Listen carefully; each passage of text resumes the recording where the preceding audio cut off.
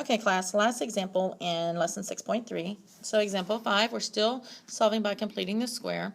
And if you look at this one, yes, this one is factorable. We could go ahead and factor it to solve, but the directions tell me to use completing the square. The nice thing about knowing that this is factorable is I know that my answer is going to give me integer answers, which means I should get what we think of as quote-unquote whole numbers. No decimals, no fractions, just an integer. Alright, so let's go ahead and work on this. So remember, our first thing is we need to get the x squared and the x by itself then, because x squared has a 1 in front, so unlike example 4, I don't have to worry about dividing by anything. So I'm going to work to get these two by itself. So it's x squared minus 2x plus my blank. And I need to move this 8 over by adding it. So I end up with 8, and remember, because I added a blank on the left, you have to add a blank on the right to keep it equal.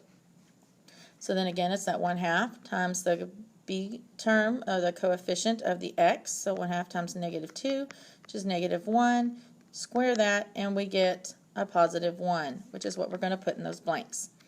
So over here, I have that perfect square. So it's x, what multiplies a 1 that adds to -2 is -1.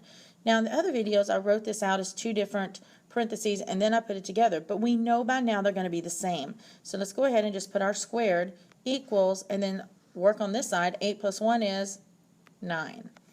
Now we can go ahead and just solve using our rules of square roots. So to get rid of the square, we take the square root. So the square and the square root cancel. And we get x minus 1 equals plus or minus 3. I don't have I don't have a radical. Therefore, I'm going to have to work this out because I'm going to get two different answers. So x minus 1 equals +3, and x minus 1 equals that -3. So add the 1, you get x equals 4. Add the 1, and you'll get x equals -2. And these are both my solutions for this problem. Hope this helps.